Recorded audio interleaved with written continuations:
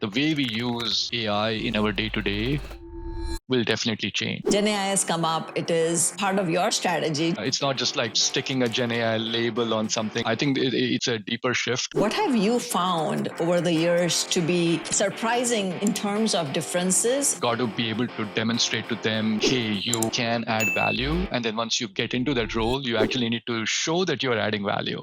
How do you balance the long-term strategic planning with the day-to-day tactical execution? Yeah, there's many models here that we can follow, Priyanka. All the experiences that you have built up kind of prepare you for these sorts of challenges, right? Hello, welcome to the Priyanka Shinde Podcast, where we dive into the art and science of strategy, execution, and leadership. I'm your host, Priyanka Shinde, author of The Art of Strategic Execution and a consultant for tech leaders. In this podcast, I bring you candid conversations with top executives, startup founders, and industry experts who are driving innovation, delivering results, and staying ahead in today's competitive landscape. We will break down what it takes to tap into founder mode and turn vision into action. If you are serious about elevating your leadership and execution skills, make sure to subscribe on your favorite podcast platform or YouTube. It helps the podcast and ensures you never miss an episode. Hi, everyone. Welcome to the Priyanka Shinde Podcast. On today's episode, I have a very special guest, somebody I work with, though briefly, and I wish I could have worked more with, Suvrat Joshi. Suvrat is a product leader with 15 plus years of experience in leading strategy, business, and execution. He's a seasoned leader with product and GM experience in the B2B, B2C, SaaS, PaaS, cloud platforms, big data, analytics, machine learning, advertising, monetization, and online consumer services. Suvrat is currently the SVP of Product and Design at Nintex. I'm really excited to have you on the show, Suvrat. Welcome. Thank you, Priyanka. I'm really excited to be here. It's great to be on the podcast. I am a huge fan of what you're doing. Um, and yeah, so just excited to have this discussion with you. Yes, so let's get going. So I know I shared a little bit in the introduction, but tell us a little bit more about you and what you do currently. Yeah, thanks. I think you covered quite a bit of it in the intro. I've been in the product space for a long time. Who's counting? I'm not. And I've worked across many domains, as again you talked about, companies of varying sizes, all the way from the standard big tech, the large tech, to startups as well. I've had good successes. I've had my fair shares of failures as well. It's all good learnings. I joined Intex about a year back, and yeah, as you said, I lead product and design there at Intex. We are into business and process automation, got a global footprint, so it's an awesome challenge and also an opportunity at the moment. That's wonderful. And like you said, we're not counting, but tell us a little bit more about your journey and how you came about to be in this role. Yeah, like I said, where do we start? How much time do we have? We can go on and on here. I'll try to keep it brief. I started out as an engineer way back when. I was an EM engineering manager. Somewhere along the way, my product manager moved on, and I got a chance to be a PM. I got hooked on to being a product leader, product manager, and I just never came back to engineering. So that's been my journey. I loved it. I've been doing that ever since. Over the years, I've done many different things across data, across ads, B2C, payments in there, platforms, vertical products, SaaS, B2B, PLG, SLG. I think I covered most of Wow. the acronyms. I don't think I left anything out. Like I said, I started out in big tech, moved to mid tech, did a couple of startups, and I'm back kind of in a way in mid tech again. Yeah, Mhm. and so that's been a little bit of my journey, and yeah, and that's kind of where I am.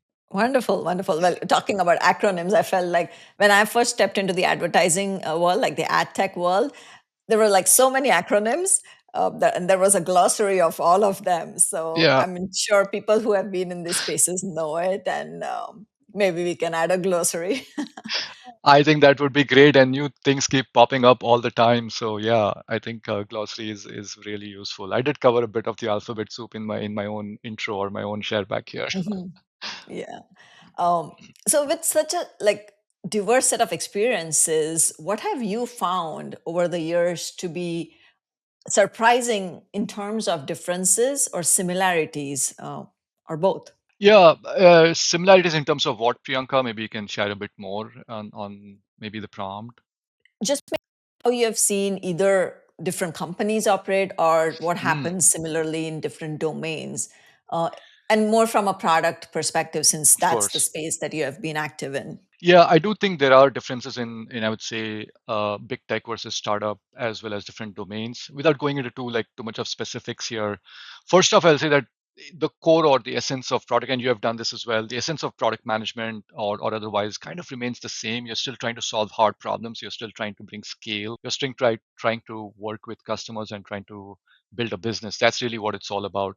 I think where it changes in a big tech to startup perhaps is in big tech you have maybe a lot of the support system built out, and in a startup usually there isn't one, so you just kind of have to go with the flow. There are also maybe short-term revenue pressures that show up on startup, and potentially you have a bigger buffer in big tech. And the scope of what you do is quite a bit different as well. In a startup, typically just because there's fewer PMs, product leaders around, you end up doing a lot more. In a big tech, there's maybe hundreds, if not more, product people around. So you end up you tend to kind of narrow in and zoom into some things. Talking about domains, yeah, in domains, I mean, every domain is actually pretty unique. Again, there's common elements across them. Uh, Data, for example, sits as a pretty common thread across most of these. Innovation in different forms, for example, all of this Gen AI and previously ML, I think also plays a role in all of it. So there's definitely commonalities, but each domain has its own flavor. Each domain works in its own way, and there's ecosystems in each domain which are different, which you kind of need to learn into, to be honest. What was challenging when you're transitioning between these, big tech and startups or different domains, and how did you uh, make that transition happen? Yeah, I think the pivot really for me from let's say a big tech to startup was I would say intentional in some sense. Maybe I'm not exactly like I'll maybe over answer your question. How about that? It was intentional, and I did that to flex my own product leadership muscle in a way. Because again, in big tech, like I shared, things can be different, but in a startup, it's really me as a product leader, and it was all up to me and my accountability really. So for me, it was just a good experience to come in and be able to help build a startup, everything from fundraising to building out the team, career ladders, product strategy, the process, the whole thing. And so that change was intentional for me. I kind of looked for or sought out that role, and I was fortunate enough to get an opportunity to do that. I think it's hard. It's not easy to make those sorts of changes, but I Yeah. would say I was fortunate to get that opportunity in order to do that. Yeah, I think I kind of answered your question. Maybe not. I don't know. I mean, yeah, I think it's great. Like sometimes you have to make intentional choices, and at the same time, it was probably not easy for you, like you were saying. So, what helped you with that transition? How did you, go from being in a narrow scope to, like you're saying, you have to think about fundraising. So you're not just thinking about product anymore or like problem solving a specific idea. You're Yeah. going beyond that. So, how did you work on expanding that skill set? Yeah, I think I would give two or three pointers perhaps here. First one is networking definitely helps, and networking in the broadest sense of the word. It's not about just like meeting up with people and schmoozing, really. I think it's about deep connections and deep, genuine connections. They really help. And so that was certainly a factor in that change. The second one was really building up my own experience, which I think equipped me to both be successful at that role, but also to demonstrate that I can be successful at that role. Because anytime you make this sort of a change, you have to think about the startup, their co-founders, their board. They're making taking a bet on you essentially, right? Because they are bringing you in order to do some Yeah. either transformation, change, scale up, growth, and they're taking a bet, and you got to be able to demonstrate to them that hey, you can add value. And then once you get into that role, you actually need to show that you are adding value. And so for me, it was about both demonstrating that, but then coming in and then making the change. So I think it's those two or three things that really factored into, at least for me, making that change, pivot, transformation, or yeah, change. Yeah. That's great. I didn't think like your first point would be networking. as we talk about Uh, just helping with transition, because a lot of times people would think, okay, I have to learn about a certain area, or I have to learn how to do this skill. And so maybe there's more there that you can shed light on in terms of how you think the power of networking has helped you in your experience. Yeah, we'll take a more frameworky approach here in all of the classic product management speak, right? So I think it's all about both hard skill, soft skill, or if you think about it as EQ, IQ, to use another like similar paradigm. Hmm. So the IQ, which is all about the hard skills we learn as a product manager, and I know hard skills is a broad term because within product management you also have soft skills, obviously. But these are the things that you have demonstrated, things you have done, things you actually do on a day-to-day basis, everything from strategy to execution and shipping awesome products. But then there Hmm. is something to be said about EQ, which of course translates to something specific in a workplace. But I would extend that out a little bit more and say, look, it is about that soft skill EQ that shows up when you talk about networking. And that's why I use the word deep networking. It's not just like, hey, I've got 500 people on my LinkedIn, awesome, right? It's not really that. It's about how many people have you genuinely connected with, worked with, helped, assisted, and all of that really plays into this sort of a change or transition. At least for me, I'm not saying it's the way it works for everyone, but that's definitely been a in a big positive way for me. And once you have made the transition, so after you pivoted, now you're doing all this work. So, for example, at Nintex, you're leading like a product and design group. So, there are obviously challenges to doing that in this environment. How do you, like, what are those challenges and how do you overcome them? Yeah, I mean, look, challenges are there in every workplace. It doesn't matter the size of the company, the domain, it just shows up. And the way I think about this is all the experiences that you have built up until now kind of prepare you for these sorts of challenges, right? In Nintex, for example, we are working with and through Gen AI and all of the changes that this awesome tech is bringing about, and we are incorporating that into our product portfolio and moving with speed in order to build that out. That's an awesome opportunity. And I imagine the work I've done in machine learning before that, and some of the work that we did with ads and scale up. I think all of that plays into it really. So it's the experience that you kind of build up in order to solve a particular challenge. You can get into specific challenges, obviously. The other analogy I'll use here, Priyanka, is around toolkits, right? All of us have toolkits, and the experiences that you pick up is really building the toolkit. And then when a challenge comes up, you need to know which tool to use or which sets of tools to use in order to solve that problem, right? Again, it's a cliched phrase perhaps or cliched analogy, but it really applies here. If I only have a hammer, I'm not going to Hmm. be very much useful. But if I have a toolkit, I'm a lot more useful and I can do a lot more things with it. And I think that's like a great way to think about these challenges and opportunities and experiences that you gather. Again, I think I'm maybe over answering or answering differently, but I hope that kind of gets to the point that you were getting at. Yes. And in fact, you kind of touch upon a very interesting part, which is the diversity of the experiences equivalent to the toolkit you're building. So, getting all of these different tools rather than having a single type of experience.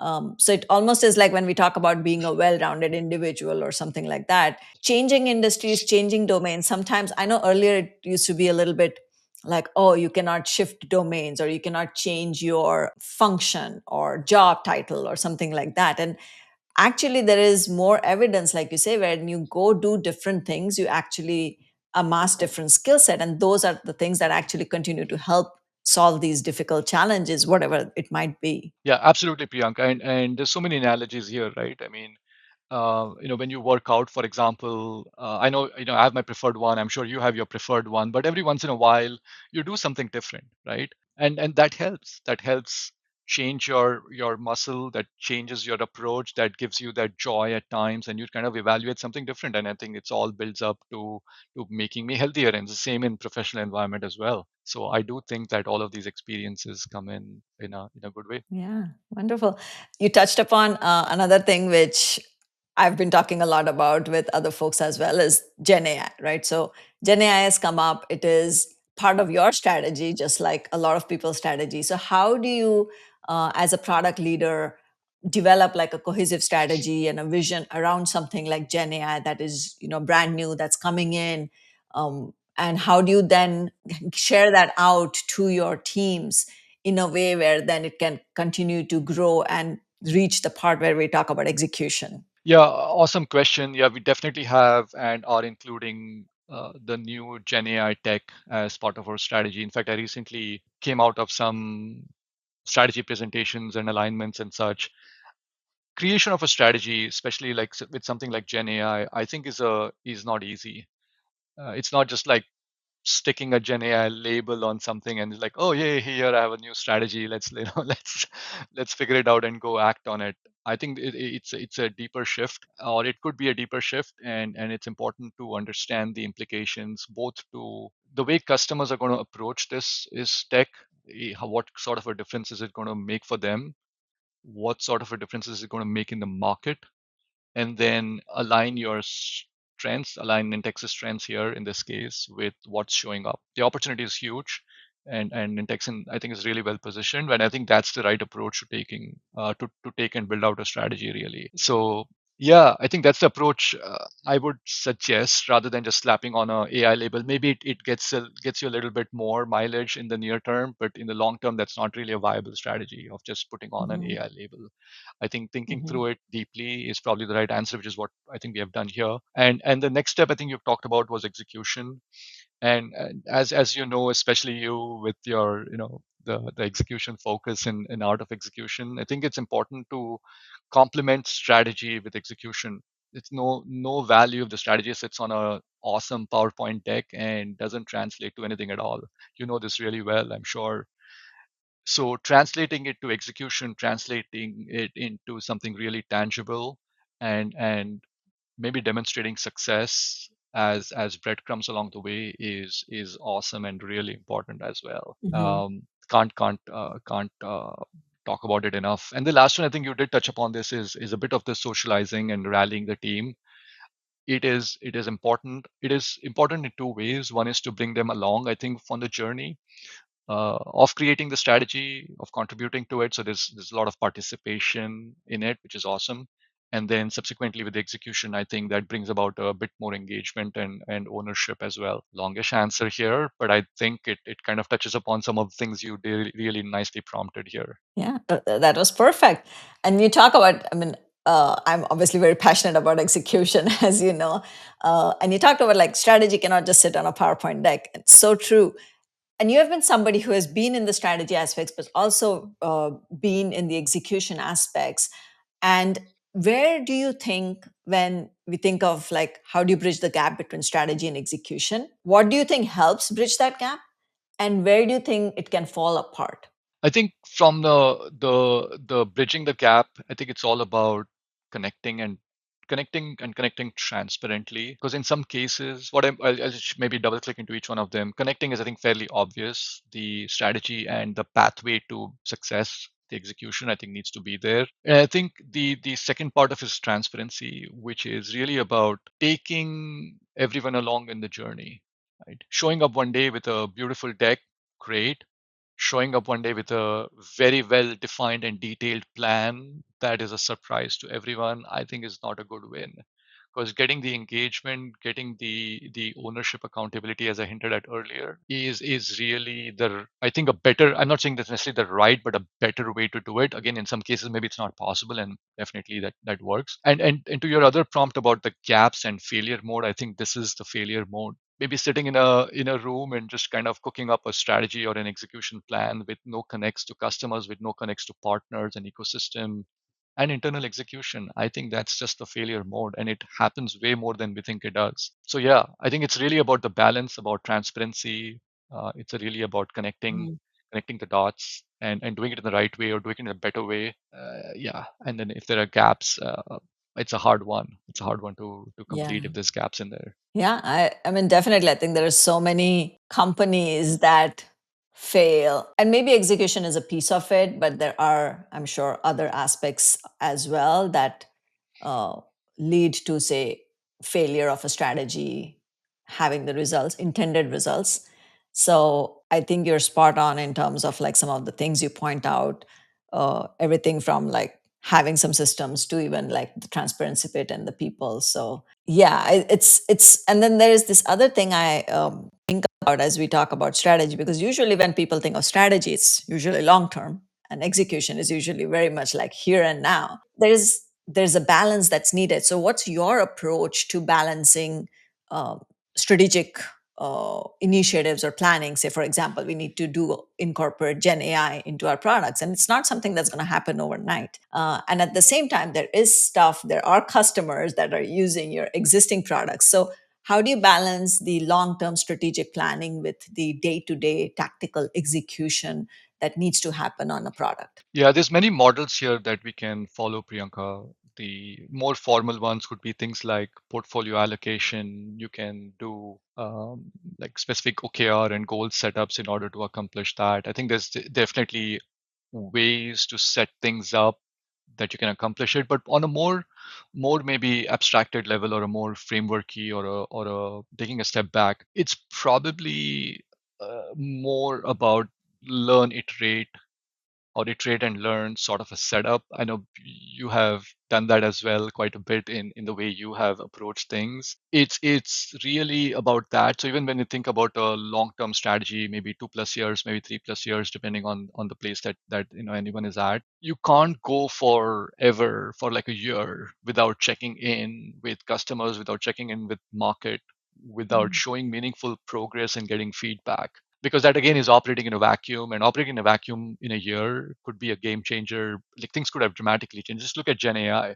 Something new Yeah. is popping up literally every day, and if you just sit in a room and say, okay, I'm going to insulate myself, go do something for a year and not check in with the market, I think that's not a great recipe for success, right? So in addition to all of these frameworky things, I think this mindset of iterate and learn, which applies to strategy as well, because you need to establish your mile markers that validate your strategy, that validate the progress to Mhm. strategy, is super important.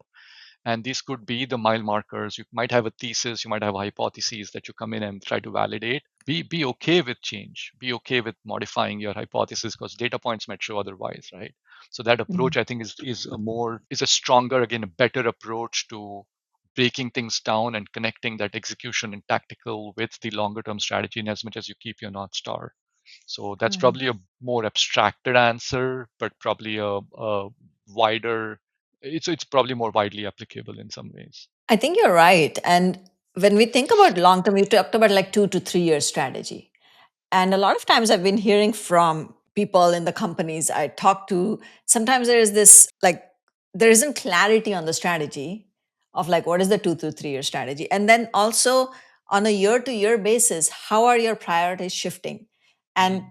if they are, is shifting the right thing? Maybe yes, maybe no, it depends. And I'm sure you can speak to that.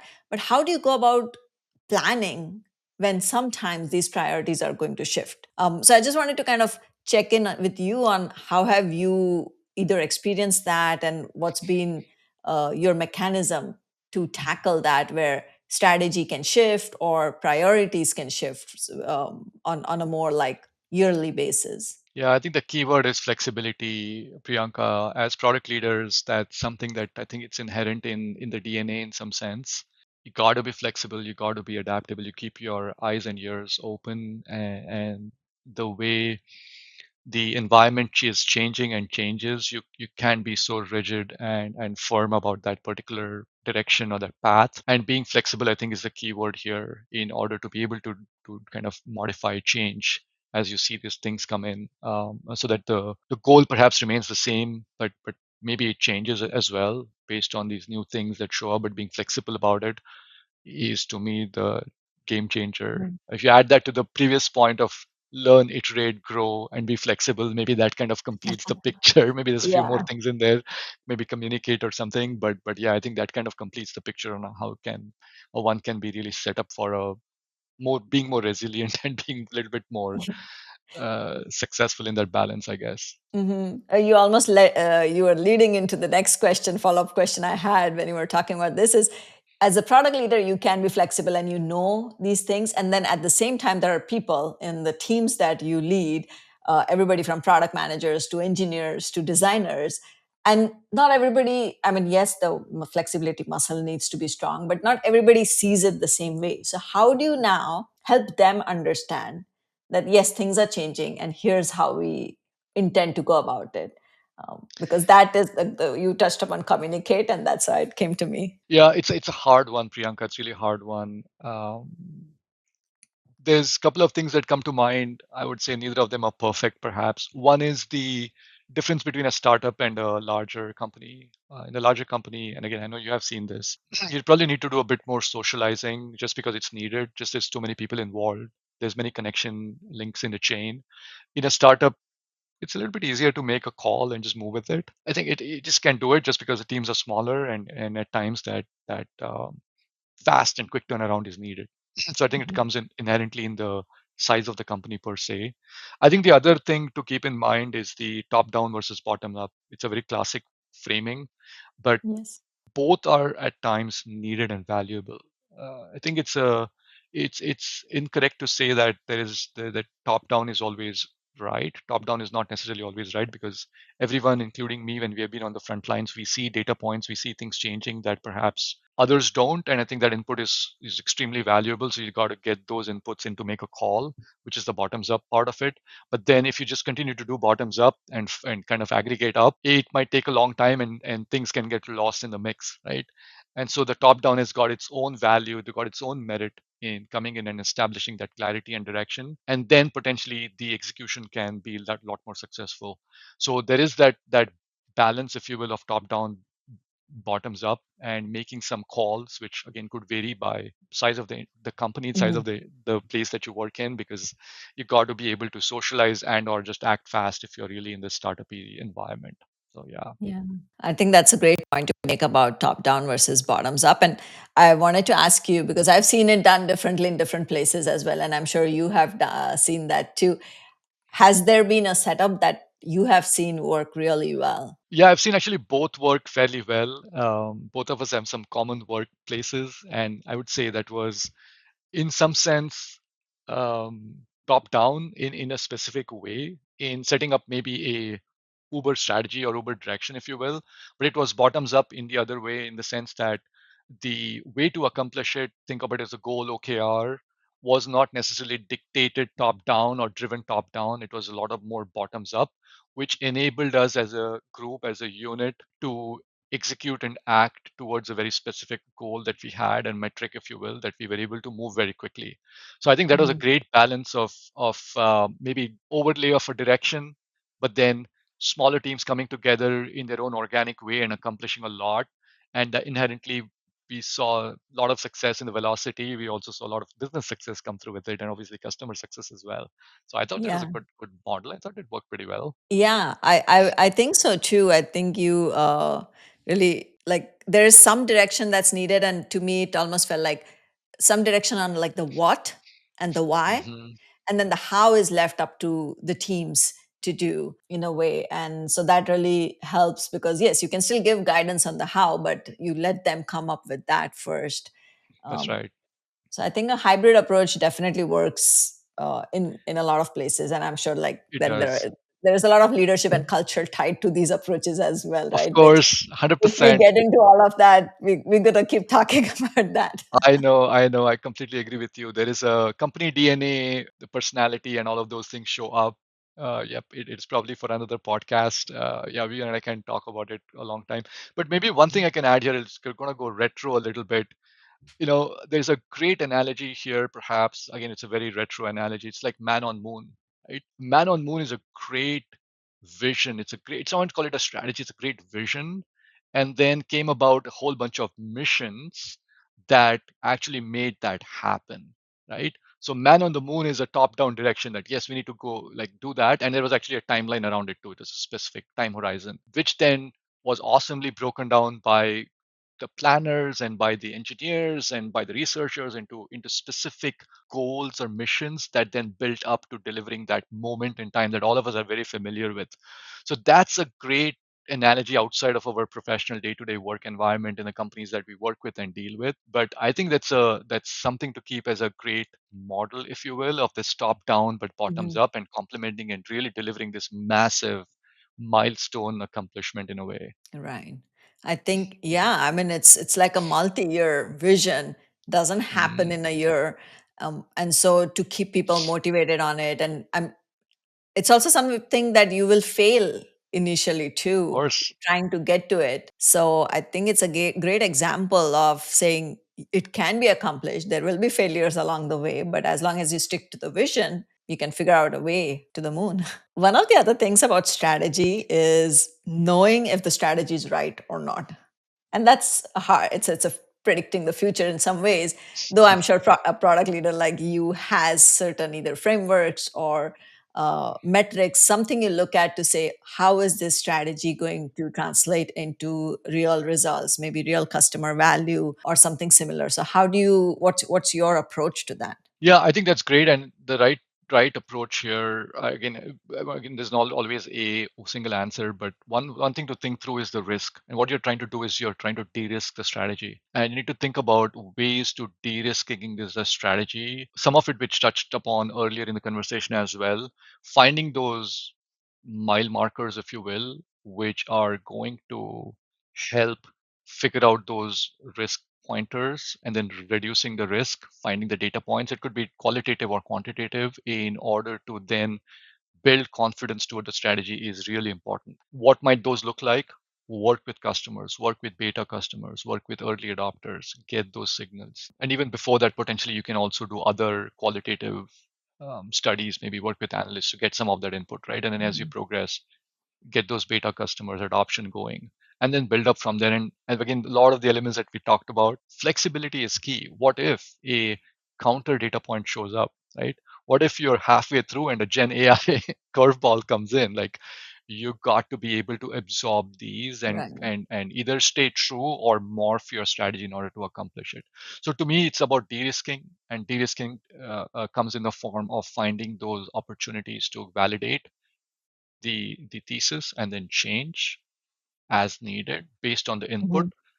Mhm. Sometimes you drive through, great. Sometimes you modify, great. But be very conscious about it because all the time you need to think about this all the time. Are there any like specific data points or metrics that you look at to tell you like, okay, yes, this has been successful, or we should use this information for a decision that we need to make? Yeah, I think it's the usual suspects. I would say I won't say there's like a specific metric, but the usual suspects around both adoption and business drivers like win-loss ratios and ARR and everything else. I'm talking a little bit more enterprise here. We have similar Hmm. metrics on the B2C side as well Right. around adoption, usage, the usual suspects. I think those are the right metrics to think through. The key here is to find that build up into your strategy because you're not solving for a feature ship.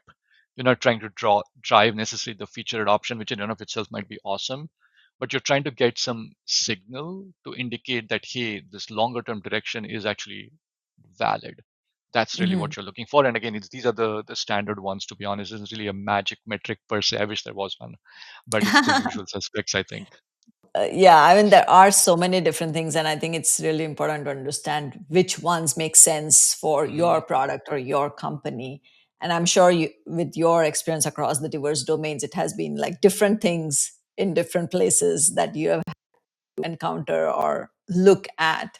At the same time, like I'm sure you have also seen either things done incorrectly or just misconceptions around product, being in product as a product leader, as a product strategist.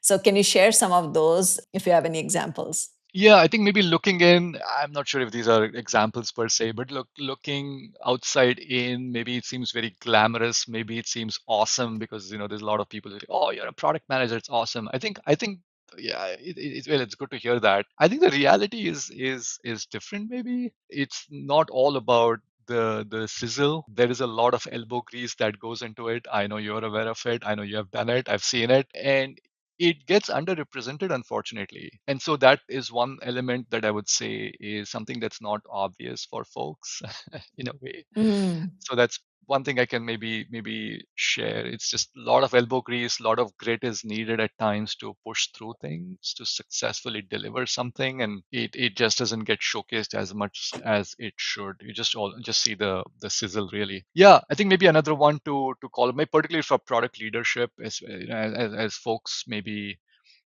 tend to take leadership roles. I think the people aspect at times is also underrepresented. It's Mm. about the balance between IQ and EQ. Maybe IQ in the sense, again, it's not about like IQ number. It's about actually delivering the execution, the strategy, all of that maybe is good. But then the EQ aspect of it, which is socializing it, getting the buy-in, the ability to work with different functions and being able to deliver a successful product in market, I think Mm-hmm. is an amazingly hard and complex task. And so that also doesn't get, I think, the merit it deserves, maybe. So those are Mm. perhaps a couple of things that show up that I think are not as usually talked about and hidden in a way. Yeah. So those are Yeah. the yeah. Yeah, definitely. I think there are certain roles that have become very in or something like that. Maybe there are some companies where it has been treated as such, and so I think it kind of propagates into the industry. And at the same time, there are so many like product management, like program management. These are all roles that require you to have, like you're saying, the IQ plus the EQ, like all different types of skill sets. And there isn't one that can make you successful. And you're right, people don't often realize when they get into it on what they're getting into. And I'm sure you have also seen product roles being defined differently in different Mhm. industries. Like I'm sure in some places they are more strategy heavy, in some places they are more execution heavy. I mean, Yeah. I can tell you like my very earliest encounter with product managers, they were all external facing. Hmm. Hmm. They were all working with the market, getting the market information, and they would actually write MRDs, which is a market requirements document or a research document, and then it would get translated by design and engineering and like program person internally. Hmm.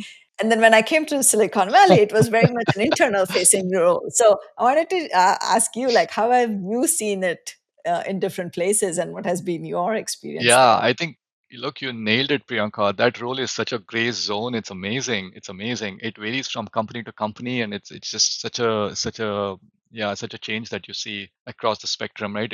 I'm just probably just going to rehash what you said. There are market-facing roles. There are engineering-centric roles. There's strategy-centric roles. There's execution-centric. It's just all over the map. Just I wish there was a nice, hard and concrete definition, and just in the spirit of the evolution of product management, you also see memes these days like, oh, we don't need product managers at all, so it's not even that it's a gray zone.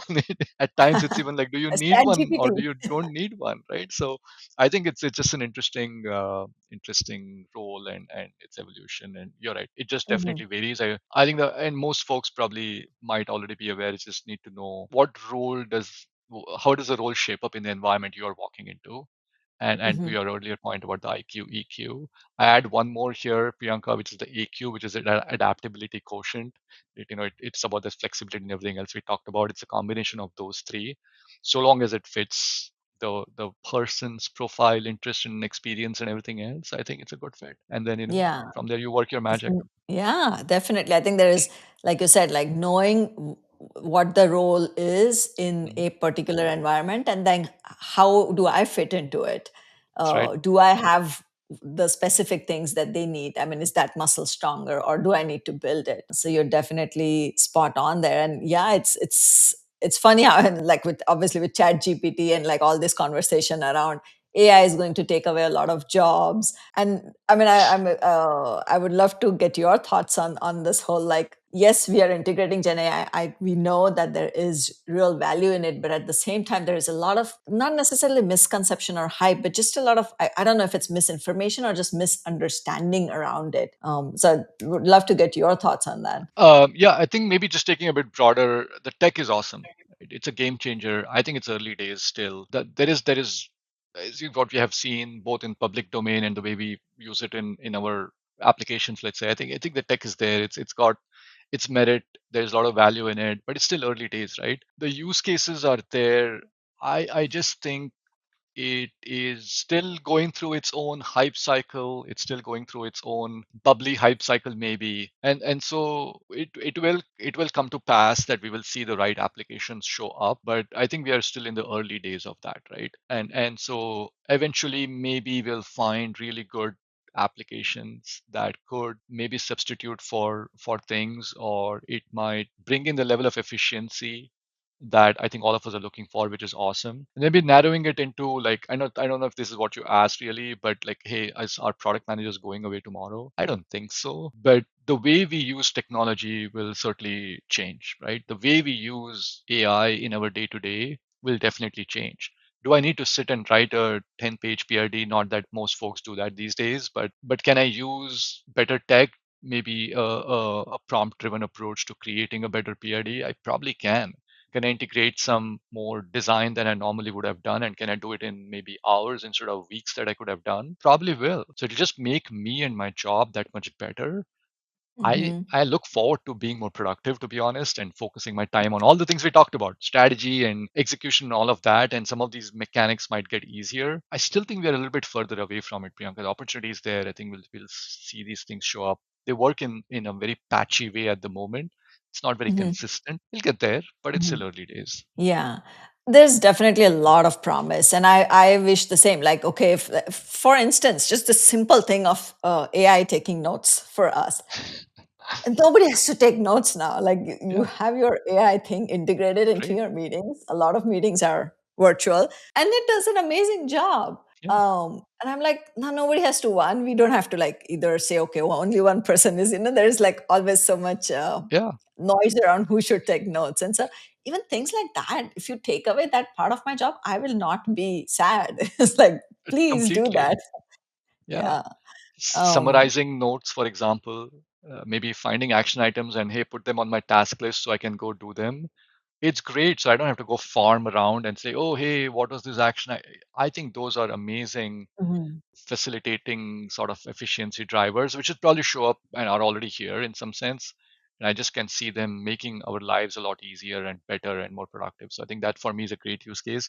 Will they eventually replace a product manager? It's just hard to see that much in the future. I just don't think so. At the end mhm, of the day, look, are we going to, again, that time might come, right? I'm just thinking a little bit more realistically. Are we going to make a huge, significant business decision purely based on an AI agent saying we go do that? It's hard to imagine that at the moment. Look, right. I'm not saying it'll never happen, but it's just hard to imagine that. You need accountability. There's other factors to consider. Tech Yeah. isn't quite there yet. There's Mhm. a lot of promise for You're sure. yeah, you're right. Like, and it goes back to what you were saying about the IQ, EQ, and even AQ, right? The IQ part, which is the hard chops. Like, do you have the Hmm. product management chops? Do you have the program management chops? Some of those can be done by AI because Hmm. if it has a very deterministic output, if you just need to go look at a Jira board or give me a thing of how execution is going, or maybe connect the dots between this particular OKR and like how it's going at an execution level, sure. But you're right, like the EQ part, making these decisions based on not just data, but also other factors that are a Hmm. little bit hard to capture. And you're right, I've like, I actually came across like two or three startups I was talking to. They were all trying to solve some of these problems around like there's so much information, and as a manager, I don't know which one to look at. Can AI solve it for me? And it's a great initiative, but all of them, there are some aspects to it that are very hard to capture, and then there are some Mm. that can be done. So you're I think you're spot on in terms of saying it's a little bit like dismantled right now, and somebody needs to like make it cohesive in order for it to be truly useful. Yeah, again, the promise is there, like you said. I look forward to it because, yeah, it's going to take away some of these tasks that you probably don't want to spend that much time on them. But it's a good enabler for sure. Yeah, yeah. What advice would you give, like, say, of aspiring product manager or a product leader who's now getting into this space based on everything that's going on? Yeah, I would say that look, there is a lot of buzz and hype that's happening. It's awesome, but I don't think there is any substitute for just good, plain old good experience, learning and delivering great products. I just don't think there's any substitute for that. No amount of AI or any such application is going to really be able to sub for it, right? And it's often not as easy as it is seemed, as we like talked about earlier. There's a lot more to actually delivering great and awesome products that we see every day or that we use every day. So for me, like the maybe the pointer is to keep it real a little bit, connect to the customers, connect to market, connect to execution, have the like keep this learn, iterate, grow sort of an approach. And that's probably the best pointer I can share or that I can provide. Yeah, well, thank you for that. And as we kind of come to a close, I wanted to ask you a couple of last questions here. So, one question I like to ask is, say, if I were to give you $100 and you had to allocate it between strategy, execution, and leadership, how would you do that and why? I think I would do a let's I was gonna spread my bets and say one third, one third, one third, give or take some. And the reason I say that is because it's a balance, it is, as we talked about earlier. And to me, all three are essential and needed almost all of the time in order to be successful at anything, any particular endeavor that we take up. Yeah, I think that's probably where I would end up. I want all three. Nice. I need all three. Yeah, I want my cake and I want to eat it too. But Pretty I much. mean, yes. No, I was just about to ask you, as we kind of look into the future, what are you most excited about? Yeah, I think we talked about this a bit. I presume you're talking about just this, just like tech in general, right? I mean, we talked about this a bit. Gen Yeah, AI is here; it's maybe here just to personally stay. for you, personally or professionally. What are you most Got it. excited about? Yeah, I think for me, it's really about two things, perhaps. One is giving back. I think you are giving back in a huge way as well. So I'm a big fan of that, and I like to do that in my own way. And so giving back for me is a big one. And without going into too much detail, I try to do that in my own way, both on a more professional front as well as otherwise. Mhm. And it's giving back to the product community, to PM, to aspiring PMs. So that's just something I'm passionate about. There's just a lot to be done there. So that's that. And then professionally, the second thing I probably call out is this new tech that shows up, Gen AI. I think it's transformative. I would love to just see how this all unfolds and be part of the change, if you will, and either both contribute to it as well as take from it. So it's like bi-directional thing. Contribute to it Mhm. by making changes in our own way in text and otherwise, and then taking from it because the text just continues to evolve, be it the next best model that's showing up or something else, and then taking from it and adapting it. So I think for me, these are two different things. One is, again, Mhm. just to recap, it's about giving back in the Yeah. space. It's just definitely passionate about it. And then second one is really about the changing dynamics in the space and how do you work with it and then contribute to it as well. That's wonderful. And I look forward to everything you'll be doing. It was wonderful to have you. Thank you so much for your time. Great conversation. And yeah, we'll maybe do this again in the future. Who knows? Sounds good, Priyanka. Awesome. Love the discussion. Love the conversation. Awesome. And thanks for hosting this for everyone. Yeah. Thank you. Bye. Thanks. Bye. If today's conversation sparked new ideas or challenged your perspective, I'd love to hear from you. I work with tech leaders and founders to tackle complex challenges, whether it's scaling teams, making high stakes decisions, or turning ambitious ideas into reality. If that sounds like something you are navigating, let's connect. Reach out via my website, thepriyankashinde.com, or find me on LinkedIn.